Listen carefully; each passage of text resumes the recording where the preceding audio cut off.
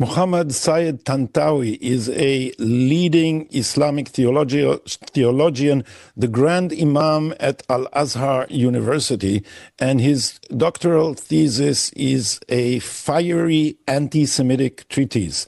I'll be speaking with Dr. Andrew Bostom, who has a new book out about Tantawi's theology.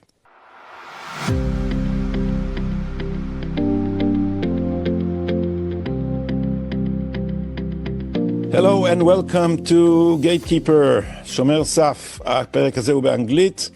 אם יותר נוח לכם בעברית, אז תעברו לוידאו.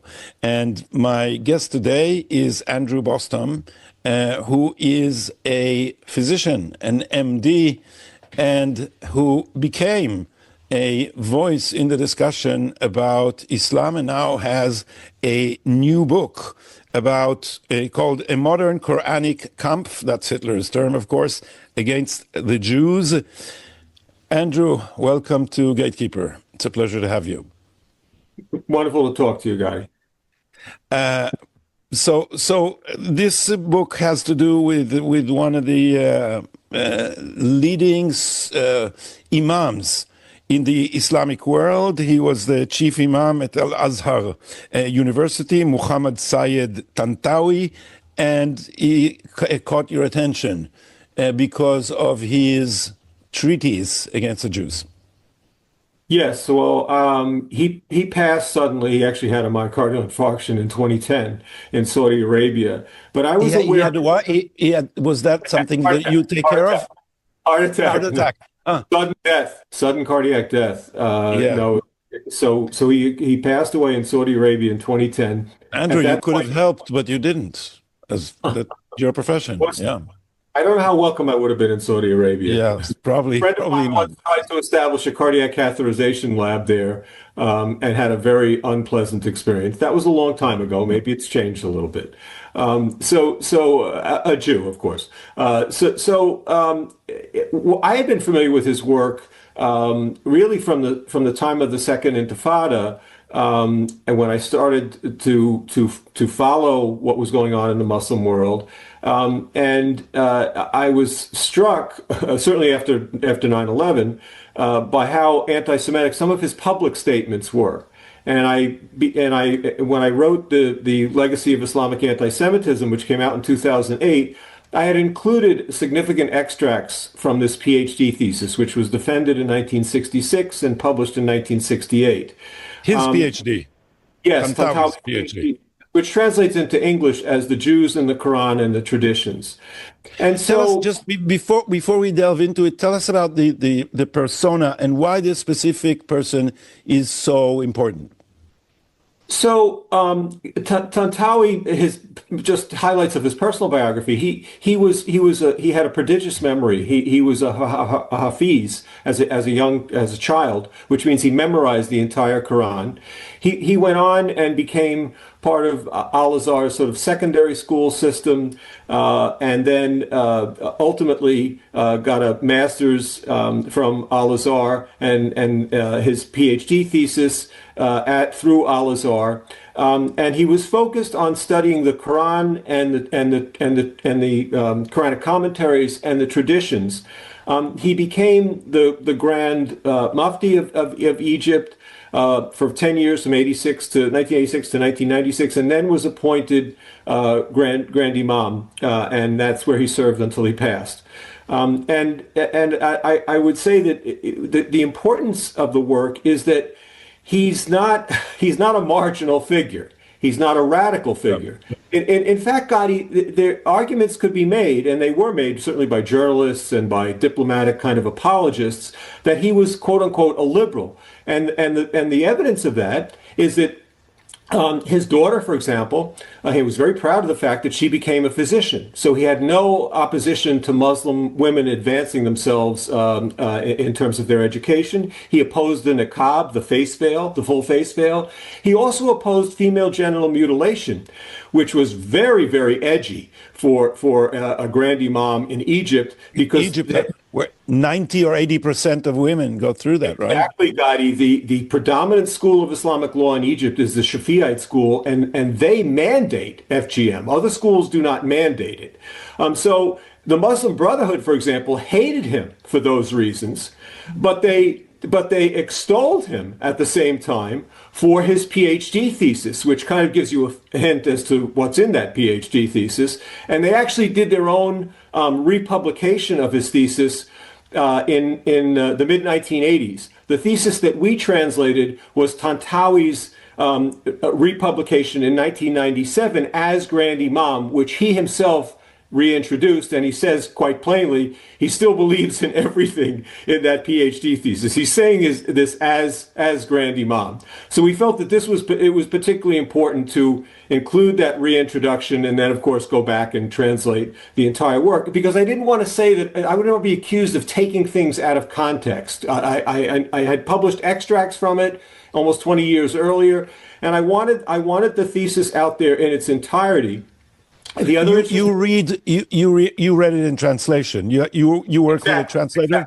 Exactly. I worked with a full-time academic Arabic instructor who happens to be a Coptic Christian, so he knew Tantawi's dialect. He was really an ideal translator in this setting. And I must say, anecdotally, Atef Gobriel, who teaches at Boston College, almost turned the project down after translating the first introduction and the first two chapters. He wrote to me, he said, "Andy, I don't know if I can go on. I've never read anything so venomous in my life." So I had to live, but he finished the job. He finished the job. How long is it? How long is the whole thesis? In Arabic, originally, it was about 760 pages. Wow. It took him a year to translate it between his other academic responsibilities. And then it took me another year to really delve into it, read it word for word in English, and then begin the process that took me over 200 pages of contextualizing it and annotating it and seeing how it related to, not just to summarize it, but how it related to the many Quranic commentaries and traditions that he referred to, and then tie it into some contemporary phenomena.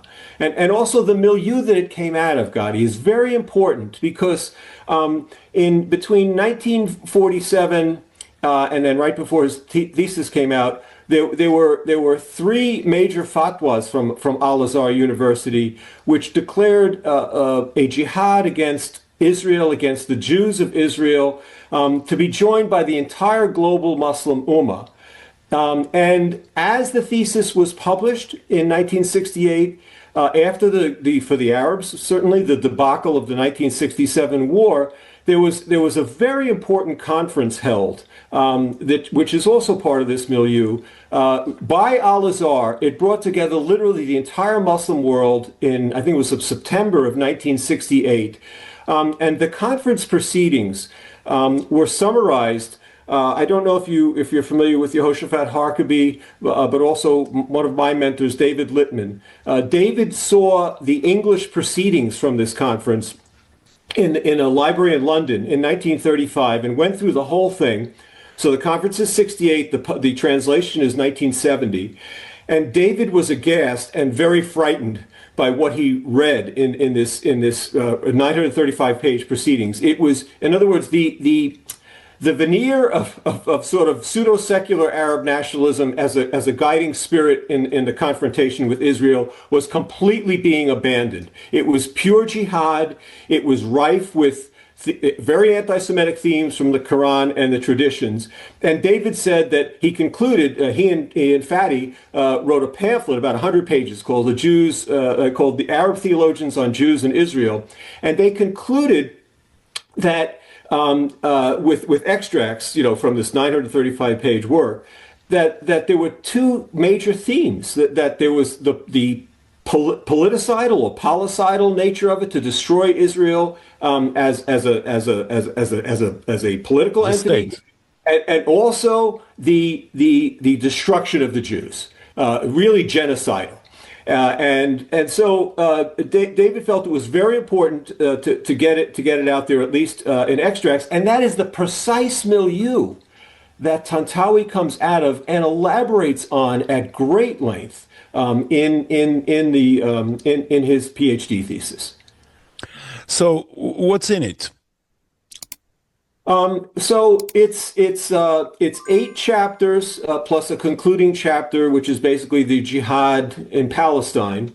And I would say the first 6.5 chapters, he walks you through, after a very brief introduction, his introduction at least, to the history of the Jews, in the Holy Land. It's kind of a brief chapter. It's not exactly, historically accurate, but at least he takes a stab at it.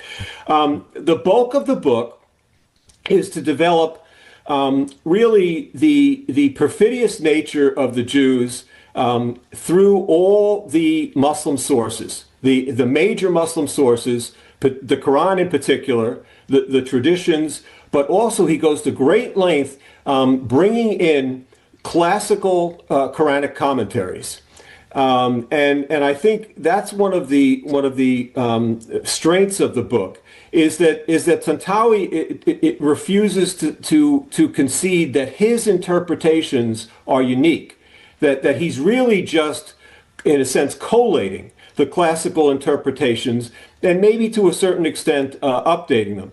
But it's very dark, Agadi, and at the beginning of chapter 6, I just want to read you a key extract, and he has all the Quranic citations. I won't bore you with those, but he says, the reader of the Noble Quran will clearly see that it has depicted many of the inappropriate conducts, despicable manners, and cunning and crooked behaviors that the children of Israel indulged in. It has branded them with disbelief. That's Quran 446. But each one of these negative, pejorative characteristics has a Quranic citation. Branded them with disbelief, ingratitude, egotism, cowardice, deceit, rebellion, transgression, cruelty, deviance, hastening to transgression and aggression, unjustly consuming people's wealth, and many more of the vices that are recorded in the Noble Quran. They therefore earned Allah's displeasure, were stripped of Allah's mercy and compassion, and they were stricken with disgrace and misery. This is a critical central theme from the second and third surahs of the Quran. And then he says, these vices that the Noble Quran recorded can be clearly seen anywhere and throughout the ages. The passage of time has only made these vices more ingrained and rooted in them.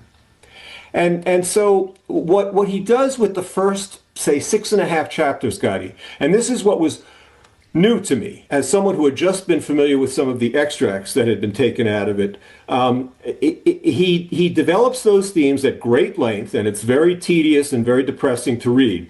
But then what he does, which was, I thought, remarkable, and I was not really aware of till the full translation, he melds those themes to every, I would say this honestly, Gadi, every crackpot Western conspiracy theory from medieval Christianity to the protocols of the Elders of Zion to things I had not even heard of, that the Jews were responsible for the French Revolution, that Marcus Aurelius was influenced by the Jews to slaughter the Christians in pagan Rome.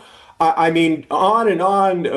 We were responsible for poisoning the Russian population with alcohol. I mean, and what he does, Gadi, and what's so important is that he says, well, you know, these are all footnotes. If you understood the Islamic tradition, you would know that these are very predictable behaviors. So, in a sense, he's adamant about putting the lie to the notion that anti-Semitism, he wouldn't refer it that way, but what he's saying is that anti-Semitism in the Muslim world is not a byproduct of the West. It's indigenous and proudly so. So is it true to say that he basically sees the Jews as responsible for most calamities that humanity suffered? The Jews are the evil engine of, I don't know, Satan working through history, something like that?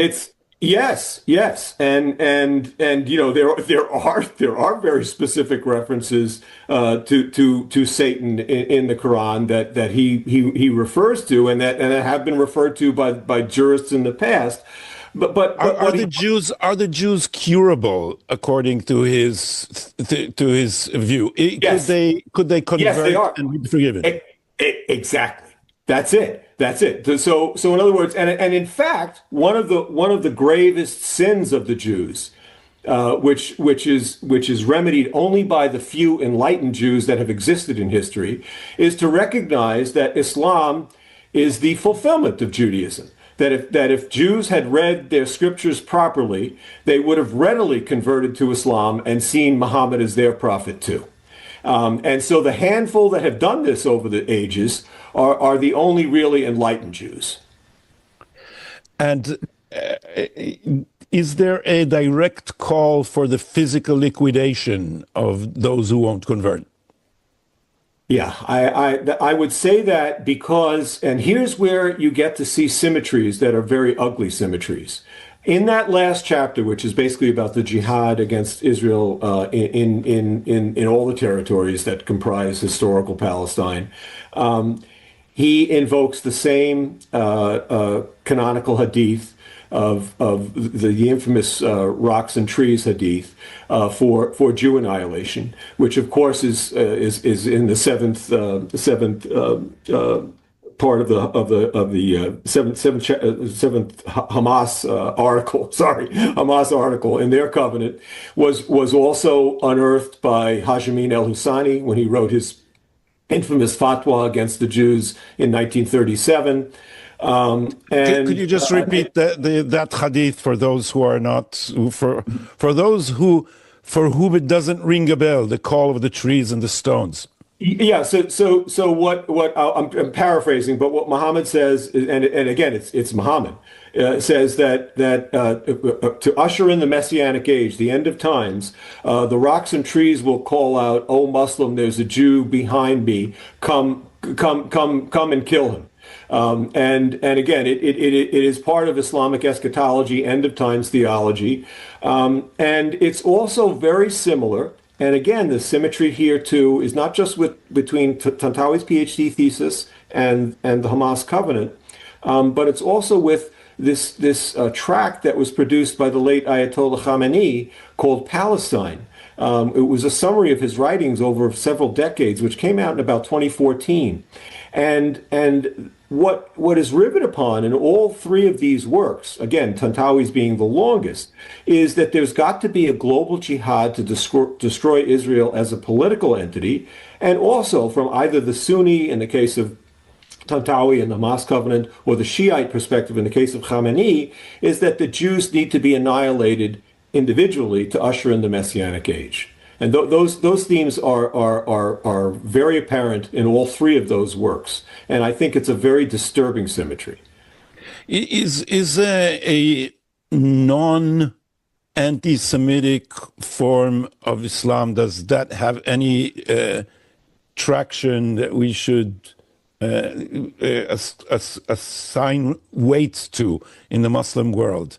Is there a moderate Islam that Jews can reach out to?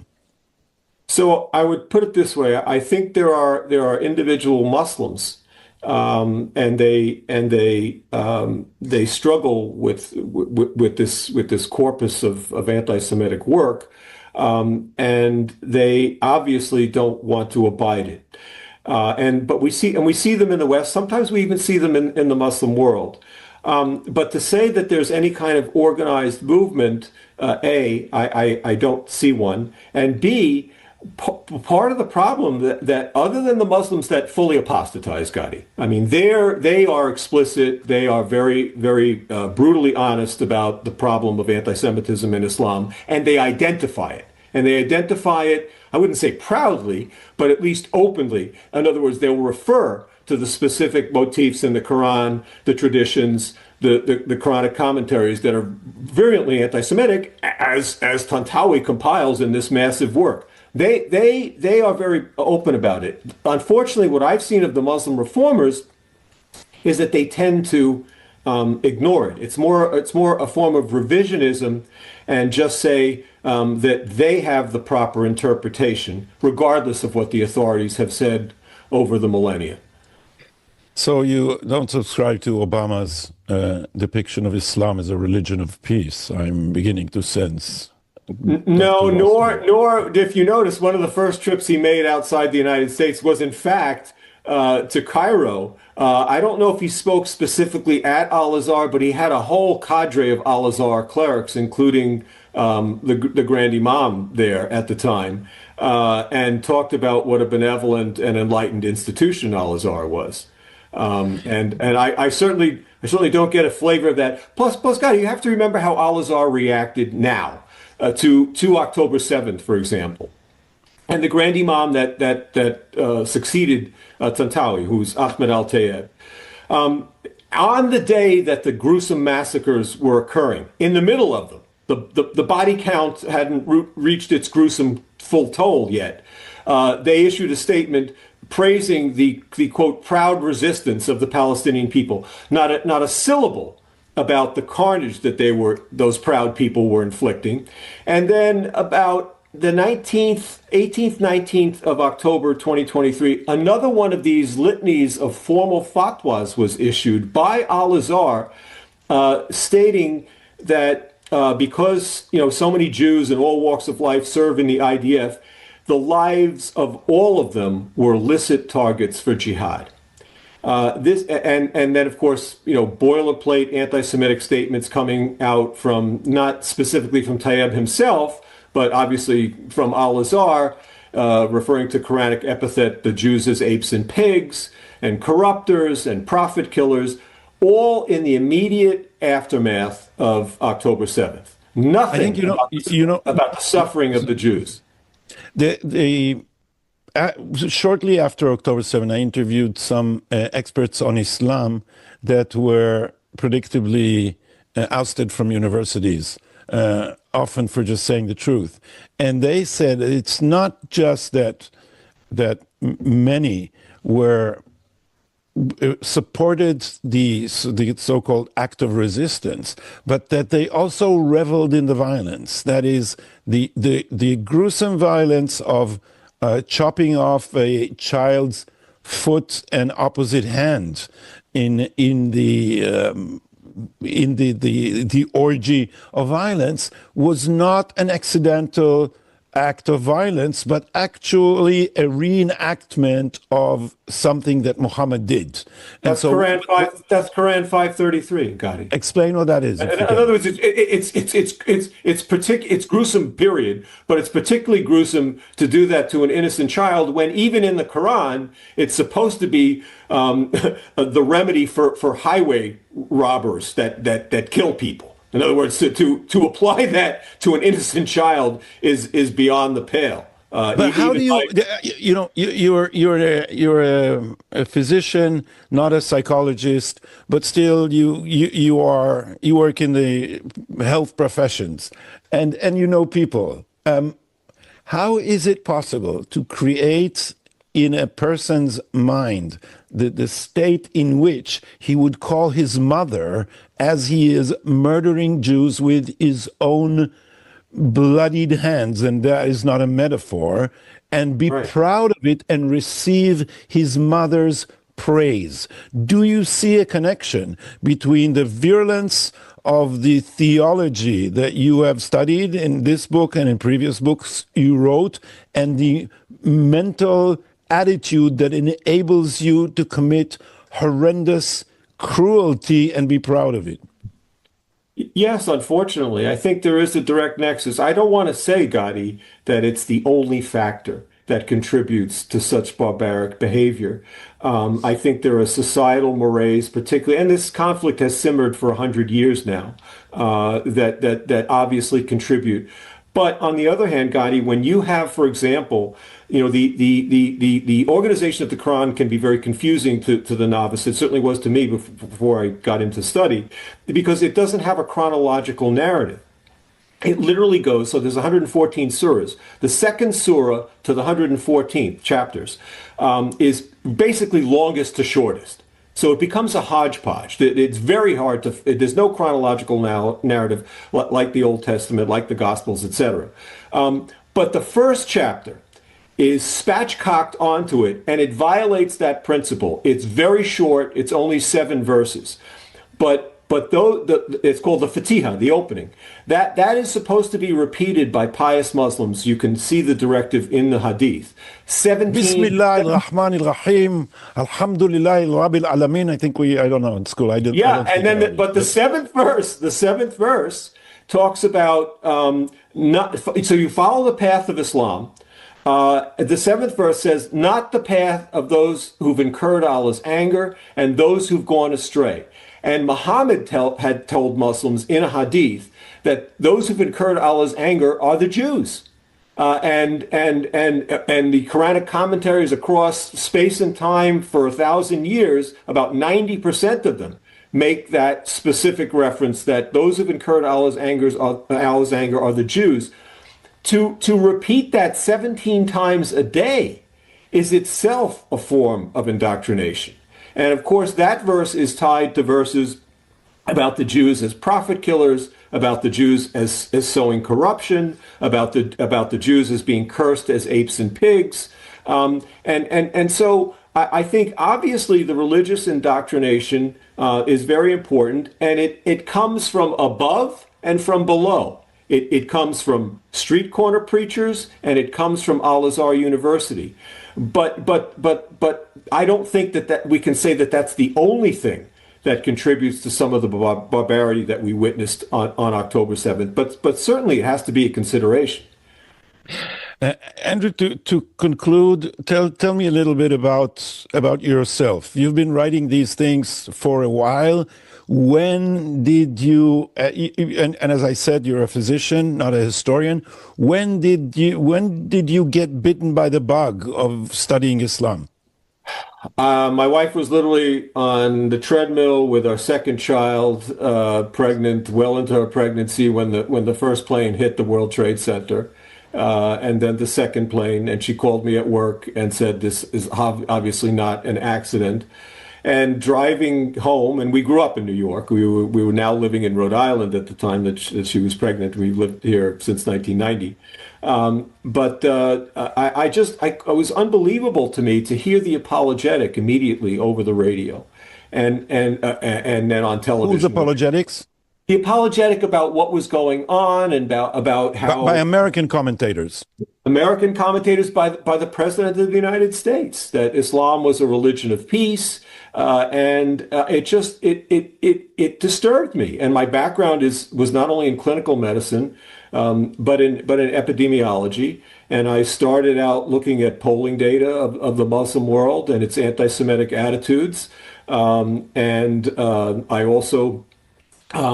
There was an Al-Azhar envoy. The church calls them the Vatican calls them papal nuncios. Well, Al-Azhar has a comparable position. It's really basically is the Sunni Islamic Vatican, even though things are decentralized in Islam. And they had their envoy was at the Islamic Center of Manhattan when 9/11 occurred. And he was, he gave proper statements, of ecumenical kinds of statements after the attack. But he left suddenly, less than a month after the attacks, and gave an interview in Arabic at an Al-Azhar affiliated website. And I saw the Middle East Media Research Institute translate the extracts from it. This is Memory, Yigal Kamon's outfit. And founded in Israel by Yigal Karmon, who was an advisor to two prime ministers on terrorism. Yeah, and I was just shocked at the conspiratorial Jew hatred that he was spewing. And after all, I'm a physician. He was accusing American physicians of poisoning Muslims in the hospital in the aftermath of 9/11. And just themes that I later learned, for example, were in Tantawi's PhD thesis, and themes that I've learned that were from the Quran itself.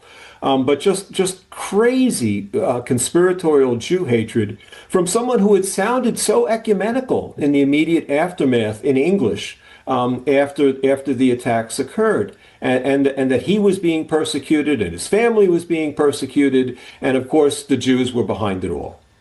Have you been personally threatened since you started calling out Muslim anti-Semitism? I would say it's mostly personal vilification, professional vilification, that kind of thing. But there was one episode where I wound up having to contact the FBI after my first book came out, The Legacy of Jihad, and I happened to do a nationally syndicated program, The Bill O'Reilly Show, on Fox News at the time. And the next day I was told that some Middle Eastern person was searching around the hospital for me. I don't even know if that was actually true or not. But I was advised, and I did contact the FBI and report it. And that was so. Did it end up hurting your career? Were you? I think so. I think so. In terms of Gotti, it was much harder. I will say. I mean, I had a very good grant track record before I started writing about Islam in medicine. I ran one of the biggest clinical trials ever conducted in kidney transplant recipients, and it became increasingly difficult after I stared speaking and writing publicly. But you still work and do your. I retired. In the middle of COVID was a good time for me to retire. I wasn't crazy about the COVID response. I spoke out about that too. I actually admired a lot of some of the dissident voices in Israel. But be that as it may, it was just a good time. It was just a good time to get out. And so I've been retired since about 2021. Andrew Bostom, Dr. Andrew Bostom, congratulations for your book, A Modern Quranic Kampf Against the Jews, and for the general good work that you are doing. It was a pleasure to have you on this show, and I hope to see you when you publish your next work. Thank you, Guy.